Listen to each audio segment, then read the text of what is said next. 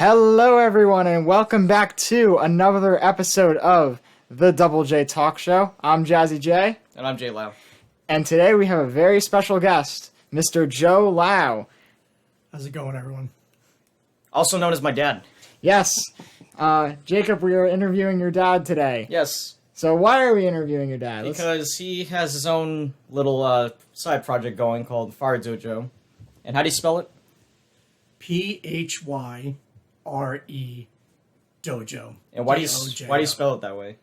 Phyre Dojo, that name I created for two reasons. Well, what I do as a hobby is I do rubbing sticks together, which is called friction fire. And if you were to Google friction fire or fire by friction, you would come up with hundreds of thousands of different kinds of things that would not be me.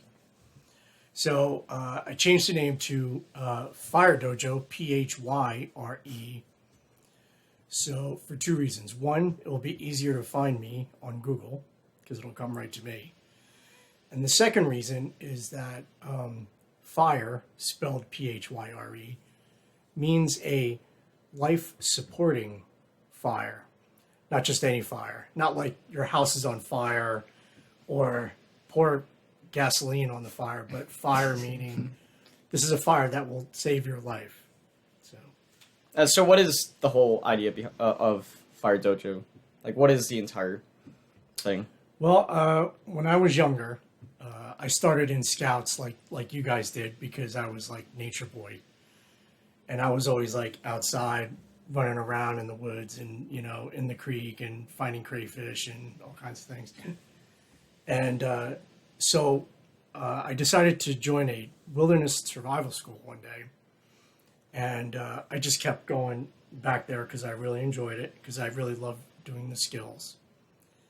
Eventually, I became an instructor at that school after many years. And I thought I wanted to be a wilderness survival instructor, along with being a martial arts instructor, because I did martial arts too. But then I realized that I really had a love of just doing that one skill. There's many skills. There's shelter, water, plants, pottery, basketry, bows and arrows. There's like all different kinds of wilderness skills. But what I really loved doing friction fire, and I basically abandoned doing all other skills that I used to do just for this one skill so I can really be the best at it. So it's kind of like your niche. It is. That's exactly what it is. So if anybody wants to know anything at all on how to do rubbing sticks together to make fire by any method in the world, because we do every method in the world. In the world? The entire world. Like there's many techniques and methods from around the world. And so we've been successful at every one of them. We know how to do them. They're all organized and classified and named. And so we have a more linear way of teaching it, because before it was really just a mishmash of try this, try that. But now there's a more organized way to teach all the methods. Okay. So are you on Facebook or any other social media platforms? I am right now. Phyre Dojo is on Facebook and Instagram, and we have a website, PhyreDojo.com. All right, be sure to check those websites out. We'll drop those links in the description so you can check them out. So you said you started at survival school, right? So Correct. like a little bit of the story behind that, what did you do like beforehand? So like where was the school and, what got you started into that? Well, the funny thing is the serious reason why and how I got into that was I was a very sick kid. My entire childhood was spent in and out of the hospital because I had moderate to severe asthma. In fact, I still have it. And so my childhood was filled with a lot of thoughts of unusual thoughts of life and death on a constant basis. And somehow I just started gravitating toward things of what we call activating the life value, and the vocations that kind of go with that. So traditionally, if you go back to our ancestors, there was the hunter-gatherer societies, the warrior societies, the healers, the scouts, who gathered information and tried to problem solve. All of these vocations that happen in humanity, I had a lot of deep thoughts about. And so I kind of just, because of that, I gravitated toward wilderness survival skills and martial arts. So I started really focusing on those things when I was, I'd say 11 years old. And of course, what can you do when you're 11? The only thing you can do when you're 11, and it's the 1970s, because that's how old I'm 52 now. So it's the 1970s, and I'm just some random kid in New Jersey. The only thing you could do is join a Boy Scout troop, really. Or play the Atari. Right, which I did. I played a lot of Atari. And join your local karate school. And I did both of those things. And I did that until when I was a teenager. I think I was 14 or 15. I found out that there was a wilderness survival school here in New Jersey. In fact, that school existed only a few miles from where we live right now here in Stewartsville. And but where I grew up in Piscataway. And the funny thing is that at that same time, I also discovered that there was a ninja school down in South Jersey. And my sensei there is, his name is Captain Jack Hoban. And I started with learning from him when I was 16 years old. And how old was he when you were? He's 11 years older than me, so okay. He was probably 27. Wow, going back. It's kind of like your older brother. That was like 1985. So I've been doing wilderness skills and ninjutsu since 1985, when I was like 16 years old. So it's been pretty exciting. So, and I kept going to the school, the wilderness survival school, until finally, I guess they had enough of me and they decided to hire me. And I came on as a senior instructor around 1996. I got hired, and I worked there until 2005. And your mother worked there too. She worked in the office. That's right. And so it was kind of nice. And so I had thoughts that someday I was going to be a martial arts instructor and a wilderness survival instructor, but I ended up being a nurse. So I went to nursing school because I wanted to be a healer, as well as not just providing and protecting, but I wanted to preserve life. And so I became a nurse. Plus I also had to support a family. I had to put Jacob through school and all kinds of things, and feed him and clothe him and it worked give well. him a place to live. It worked out okay. I'm still living right now, so it worked out fine. So good. I'm glad to hear that. So then, thinking about the whole Phyre Dojo thing, you took it from you expanded out to go specifically into the fire specific part. Outside of that, like you said, you invented different maneuvers. Yes, yeah. So I got really crazy with it because once I had figured out and solved all the methods from around the world, there was kind of a vacuum where I was like, well, what else is there? I mean, I figured them out. So I started coming up with crazy different kinds of methods in order to do that. Like, I invented one that looks like a Klingon weapon called a batleth. So I bought a batleth online, and I made a friction fire device out of the Klingon weapon and started a fire. Like, I did all kinds of crazy things. Now you can own your own Star Trek fire-making weapon. Exactly. I'm hoping that maybe Star Trek will pick it up and put it in one of their shows. Have you patented any of your inventions? No. That's an excellent question, Jared. And I've had plenty of thoughts about this over the past 10 years, because PhyreDojo officially began in 2010, and I was in 3rd grade, and then you were really young. Oh, and we have stories about it. Oh, yeah. You were really young. I'd love to hear some Jacob stories. But where was I? The trademarking. Oh, yes. So I thought long and hard about this over the years, but Friction Fire belongs to all of humanity. Humanity would not be here without the skill of Friction Fire, and my feelings is that it belongs to everyone, so no one person should be able to own anything. So in regards to IP, or intellectual property, for now I've kind of put that aside until somebody creates a situation where I would have to unfortunately do such a thing. I don't know. Hopefully that situation never arises. Yeah. So, but my thoughts on that is, anything you want to know, anything you want to learn, should be open and available to everyone. Oh, yeah, definitely. Yeah. So that's my thought on that. so if someone were to want to learn some of your skills, can they buy kits and then learn from your videos or whatever? Yes.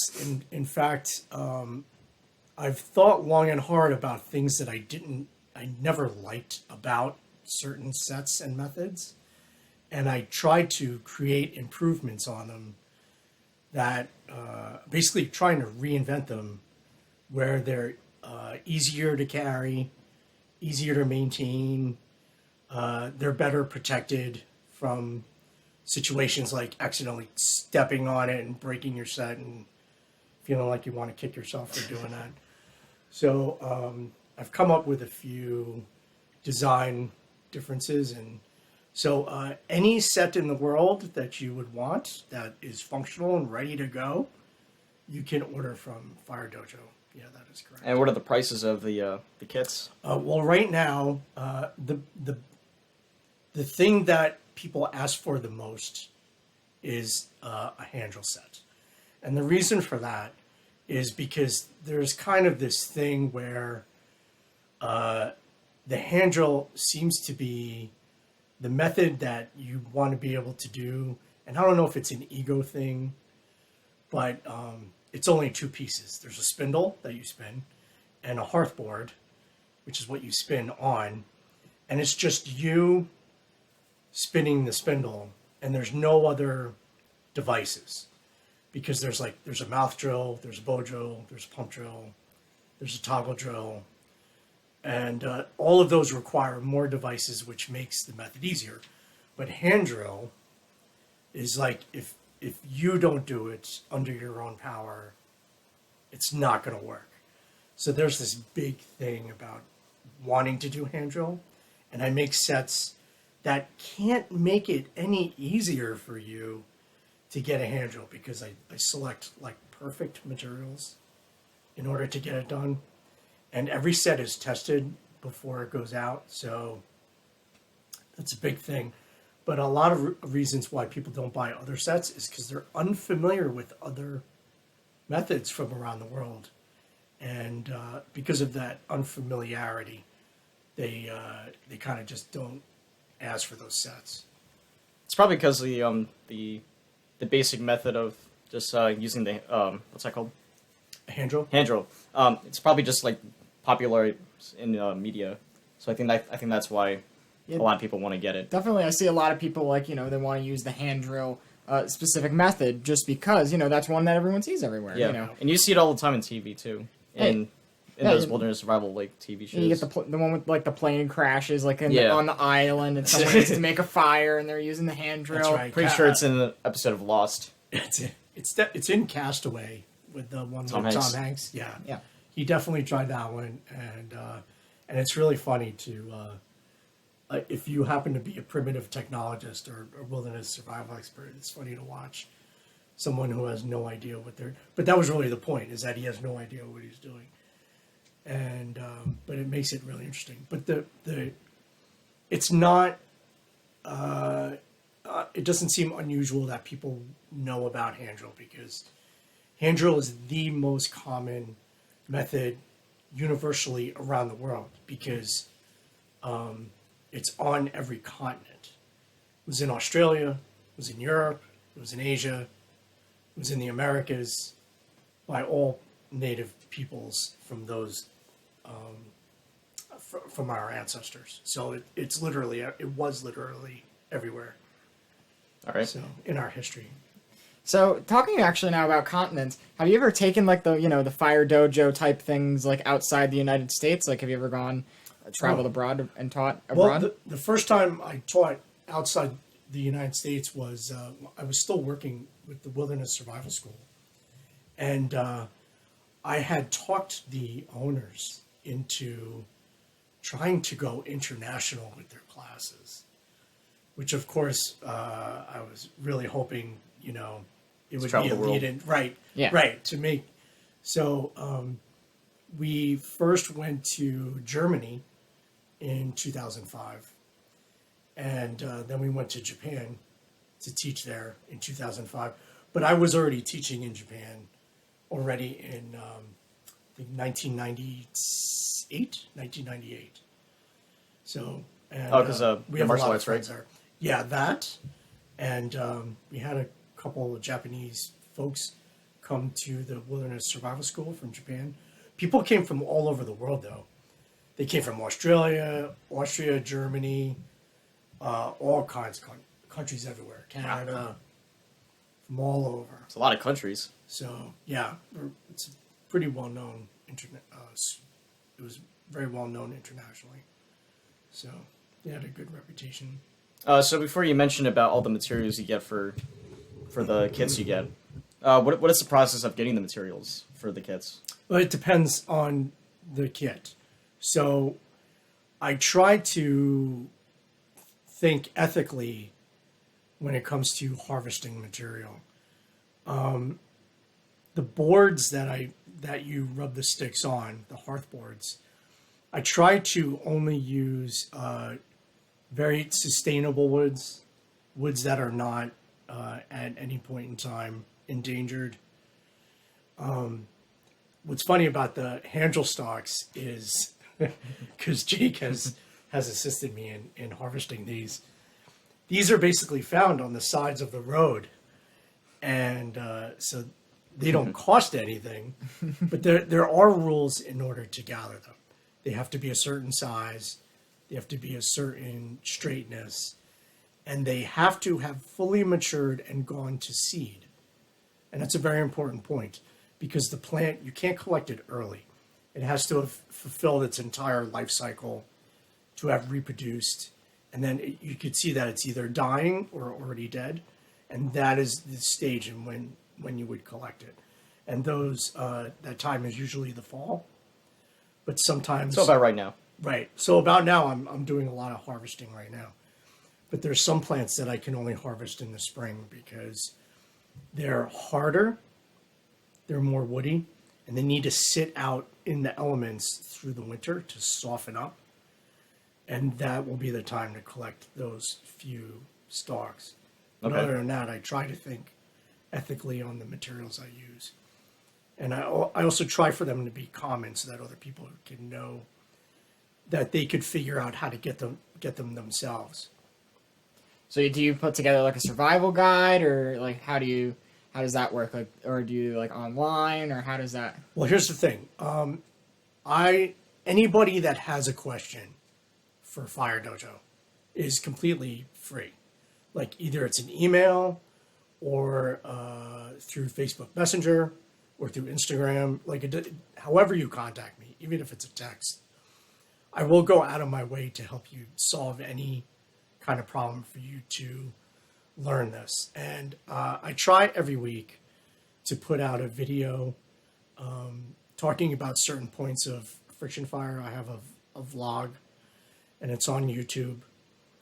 And I write a few things on the vlog on my site along with the video. But I don't usually talk about it, but I have an online course. And it's basically was a documentation of me going through every single method that I possibly could and invent like we talked about ones that were invented from 2010 up until 2014. And it's, if you were to sit and watch every one of those videos straight without getting up, it would take you a week. That's how much video is on that a lot of course. content. That's A a lot lot. to It's a learn. lot of content. It's a lot. It's so, and if you're starting out, it's worth it. But it saves me a lot of time from having to rehash things over and over and over and over again. So, Yeah. So you go from like all the way to the basics, like of the standard hand drill, all the way up to Yes. like the bow tools and. In fact, that's a good point, Jared, and I'm glad you mentioned that. There is really no one basic method. In my opinion, it doesn't really matter which method you start with. That's just where you start, because there's principles you need to learn. And in my opinion, my humble opinion, is that you've just started learning the world of friction fire only after you've done every single method. And because the thoughts are right now is that there's a hierarchy of methods and things like that. And I completely disagree with that. My thought is you have to you have to do every method, and then you've just started understanding how all of that works. So, All right. All right. Did you invent any? Like you said with the Klingon fire thing. Klingon weapon. Yeah. Did you invent any other methods of firekeeping? As a matter of fact, and these are funny because I invented ones specifically for my son Jake, and one for my daughter Alexa. Now, at the time, Jake was 8 years old. How old are you now, Jake? I'm 18. 18. So 10 years 10 years ago. 10 years ago, Jacob got his own coal with a device I invented that all he had to do was pull on a rope in one direction. If you can imagine someone who's on a rowing machine where you just pull a toggle on a cord. Well, I set that up to a friction fire device, and Jake, at 8 years old, started a coal, started a fire.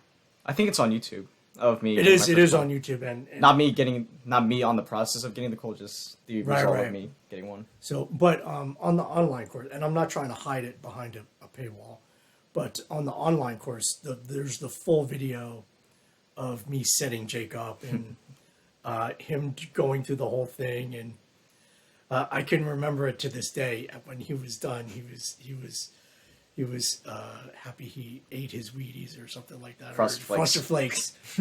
Wanted Frosted Flakes. So it was really good.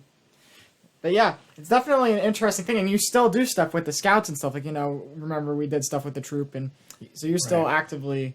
I tried to, and I'm not going to lie to you that it was for selfish reasons too. It was to get Jake through scouts, and I mean, I was more than happy to help all the other scouts in the troop because, as you know, for a short while I was assistant scoutmaster. Yeah.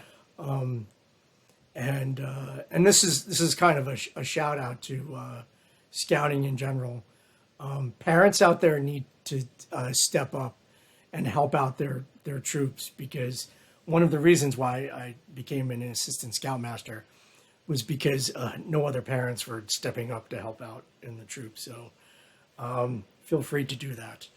But other than that, I love sharing this as a skill. So anyone that is truly interested in learning the skill, I will make time for you. So Interesting. yeah. And then again, we're going to share all the links in the description for those who are listening. Yeah, we're going to share all the links. We'll make sure we have everything for your website, your Facebook, so just in case if you are listening, you are interested in wanting to learn more about the Phyre Dojo and different hand friction methods of creating the fires, and even other survival tips, right? Sure. You know, we'll leave that and you can contact Mr. Lau and he'll be able to help you out. But you have any more questions? I don't think so. I think we're good. we Thank good you today? very much. Oh, well, thanks for having me, guys. It's been a pleasure. Oh, no, thank you for coming you. on. And then to our viewers, we hope you've enjoyed our first interview. You know, we're trying to experiment, you know, of different things, right, Jacob? We're Still starting out. We're still trying to get a few different ideas out there and a few different things. So, you know, occasionally we're going to do interviews. Occasionally we're going to talk about, you know, our lives in general. Or just anything really. Yeah, you know, we're going to be able to do more in-person stuff since now I am home from college officially. Oh yeah, you're back from Susquehanna. As of Wednesday, because we had a COVID outbreak, and now, don't worry, I'm negative. He's I negative. got tested. But, yep, but yeah, so now we're around until January, so we're going to be doing a lot more in-person stuff. We're going to get some interviews maybe, so it should be very interesting. Pretty soon I'll have my band coming up for another interview. Yep, we're going to have Jacob's band coming up. That is Infected Heads, right? Yep, Infected Heads. I'm the bassist for it. Oh, yeah, so it should be fun. So we're going to have them do interview at some point. And I'll probably put a couple songs on there for you guys to taste the music. Oh, yeah, we can put a few songs up. Well, we got the YouTube started. Oh, yeah, we did. So we do. I've actually been putting them to the Night Owl Gaming channel. So, oh, nice. If you search on YouTube Night Owl Gaming, you'll be able to watch Watch all my gaming videos from freshman year. Oh, yeah, I remember those days. Sometimes I don't want to speak of this. Sometimes I just put it up there just so my friends can have a good laugh. Oh, yeah. But yeah, the podcasts are on the channel, and possibly some band videos will be on that channel. So, yeah. But other than that, Jacob, you have anything else? No, just stay tuned for the next episode. Yep, we will see you all next week. I'm Jazzy J. And I'm Jay Lau. And we'll see you next time on the Double J Talk Show. Don't forget to check us out on Anchor, Spotify, Google Podcasts, Apple Podcasts, Breaker, Anchor, Radio Public, TuneIn, Amazon Podcasts, Audible, basically all your major podcast platforms. And now YouTube. And now YouTube. Yes, we're not on SoundCloud yet. We need to get a SoundCloud. I'm working on it. Yeah. All right. Well, we will see you all next time.